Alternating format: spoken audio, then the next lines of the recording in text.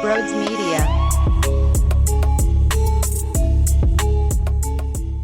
What an electric night at the Wells Fargo Center. Tyrese Maxey in the fourth quarter, hitting those sidestep threes. The place erupts. Tyrese Maxey chants are just flowing through the Schuylkill River right now because that kid had balls tonight. Shake Milton, Furkan Korkmaz, and honestly, it's almost as if in the NBA regular season, good teams lose to undermanned squads. Look, the Sixers just lost last night to the Toronto Raptors when they had Joel Embiid and James Harden. And the Raptors didn't have OG and Fred VanVleet.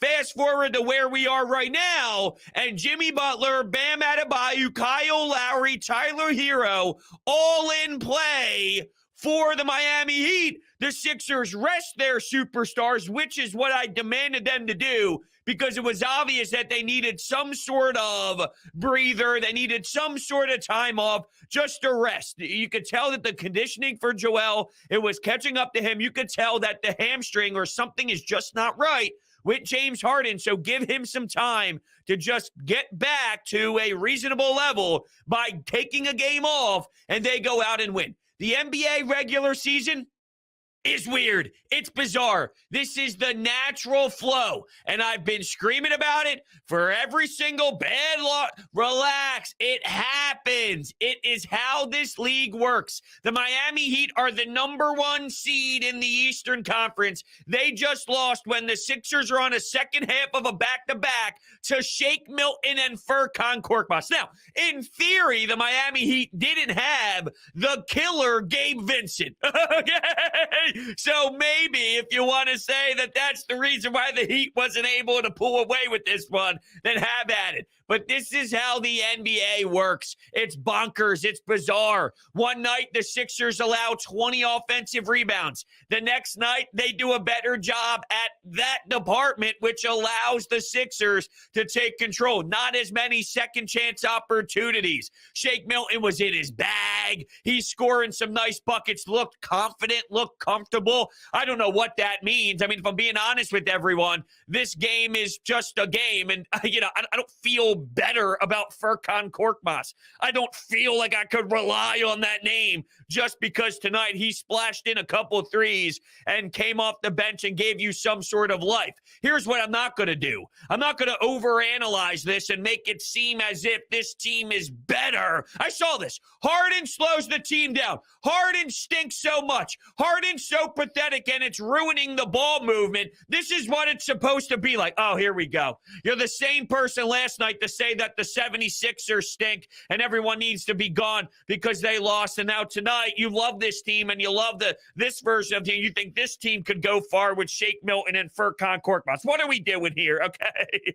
Please, let's just calm down a little bit. At the end of the day, this is just one of those moments where you appreciate it for what it is. It was fun. It was unreal. The Wells Fargo Center was so damn loud, I thought my speakers were going to blow on the 70-inch. I heard the dogs barking upstairs from the Tyrese Maxey chants. It was an awesome moment. It was a great game. And you know what? Just as a fan, too, I was loose watching it, knowing that the expectations weren't very high, and I didn't anticipate this result, but I could just watch for what it is. Let's see what they do. You got nothing to lose because no one really thought that they were going to beat this team. So there was nothing really that would have made you nervous or made you feel tight and you were clenching up a little bit. No! You're relaxed. You're cool. You're calm. Just see how it plays out. See if anyone could step up. And sure they did, baby. Oh, they did. Now, at times, you saw some murkiness. DeAndre Jordan getting picked on. And there's things to analyze from Doc Rivers' perspective from a larger conversation, and that's the fact that you're not going to see Bassey, you're not going to see Reed. Paul Millsap started, and he looked spry early. Got some blocks, threw in that defensive intensity. Okay, he supported Doc Rivers' decision once you saw the first couple of minutes, but DeAndre Jordan getting roasted. Saw some pick-and-roll lobs happening. Tyler Hero exposing that. All right, DeAndre Jordan, we got to do something here. The problem is what you noticed was who played. It was Millsap and it was Jordan.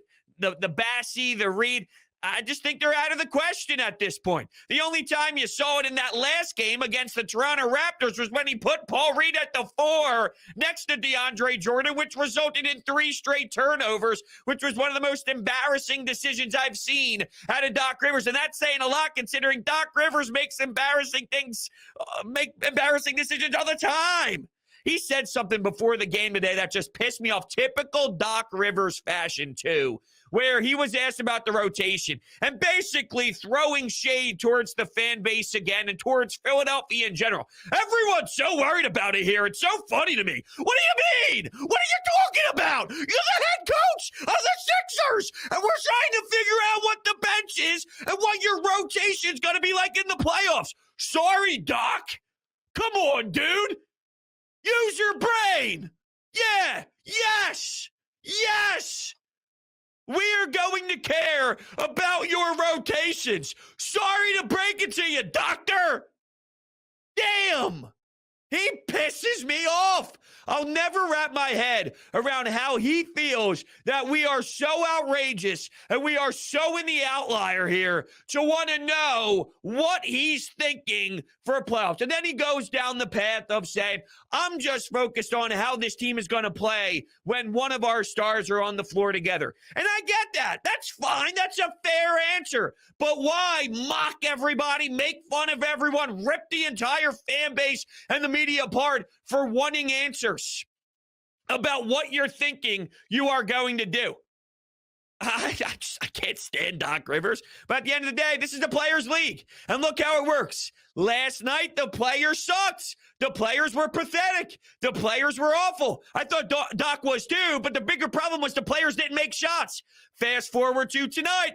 Players are making shots. Shake Milton looks great. Furkan's knocking down threes. Even had a nice little hezzy play, too, where he's targeting the glass. So that was nice. Tyrese Maxey late, and he was dealing with some foul trouble, too. So he battled some adversity of realizing, picked up a couple fouls. All right, when am I going to get my moment again? And apparently him and Joel Embiid, I was like, hey, go get that win. And he said, I got you. I love it. Hearing the post-game comments from Tyrese Maxey, Philly's just different. The big smile on his face, the fist pumping towards the crowd. And how about Joel Embiid's face after Maxey drained the 3? And they show him on the bench and he's screaming at full capacity and he's jumping out on the floor and he's going bonkers. I loved it. I actually grabbed a screenshot and just tweeted it out there. You can follow me on Twitter at Brodes81. Just look at that emotion. It's incredible. But I want to utilize this as the example of when I say this is how the NBA works. Remember this. Remember this moment. This is how it goes. Were the Miami Heat with Eric Spoelstra supposed to lose this ball game even without their prime game Vincent? No. And were the Raptors supposed to win last night here when they were down their players and Fred VanVleet and OG? And the Sixers had Embiid and Harden? No! Welcome to how this league works over 82. It's just wild. But all around, I think from this game and what we just witnessed, it was a lot of fun, super entertaining, and one of those nights that you just smile, you nod, you do a couple fist pumps there when Maxey hit those 2 threes. It was so loud. I was feeling some type of way, and seeing Maxey really blossom in front of our eyes. This kid's a stud. This kid is a legitimate star in the making, and these are the type of moments when you look back 3 years from now when we're still watching Maxey play and ball out, you just remember the journey. I'm a big journey guy. That's why, like baseball, for example. I love baseball to death, 162. But I know throughout there's 162, there's going to be 9 series that I want to punch myself in the jaw because I can't stand watching that crap. But then there's going to be 5 series where I'm jumping up and down, and this is absurd. I enjoy the emotional journey and ride throughout regular seasons because you have to embrace it for what it is. Same with this Sixer season, and same with players individually. I enjoy journeys. I enjoy watching these players kind of adapt and develop and learn and grow. And it's a big part of it. When Maxey becomes a star 3 years from now, you look back and remember that game against Miami when Butler was in town and Embiid didn't play, and he's hitting sidestep threes. He's dribbling between his legs and just nonstop action. He's moving to his right and cashing nothing but threes. I love admiring that type of stuff because we're watching a kid blossom in front of our eyes that's going to be a Philadelphia Sixer, I hope, for a long damn time. I just want to say one thing, bro. Okay. Tyrese Maxey can impregnate my wife.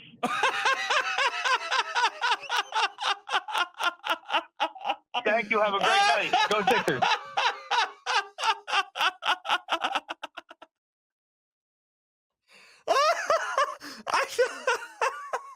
I got nothing for you.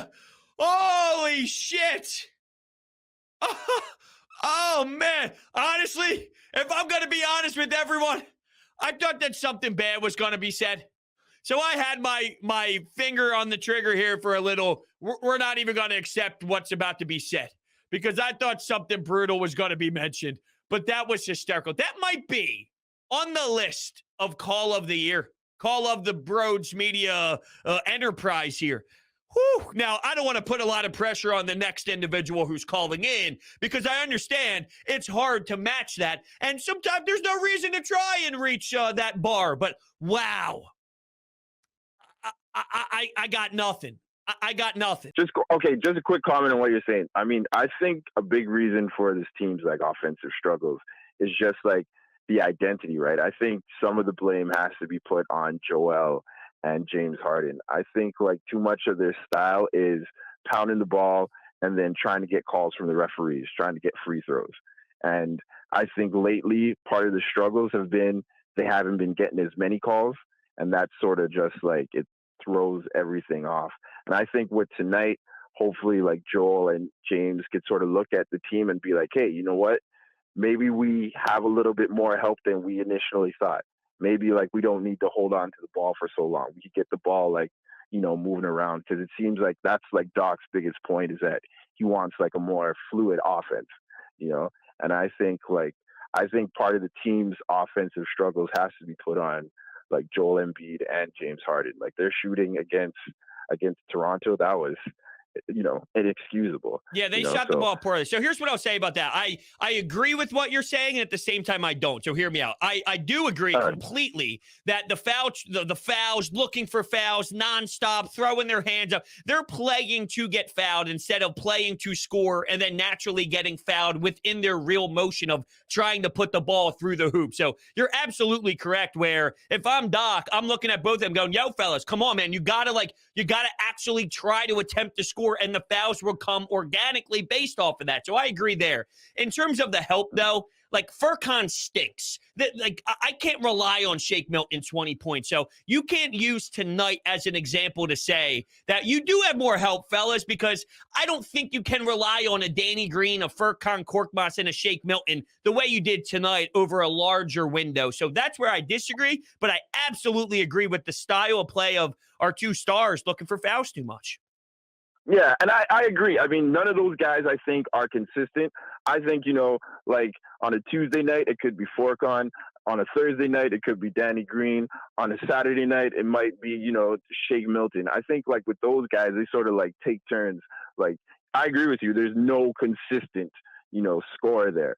But the streakiness, I mean, who knows? I mean, you never know until, you know, you start moving the ball, who's hot on that particular night, right? And I just think that's probably like the biggest reason why I don't have a lot of faith in this team in the playoffs is just like, yeah, those calls are not going to go in our favor, you know? Yeah, I think that's a fair point. Andre, you're the man. I appreciate your time.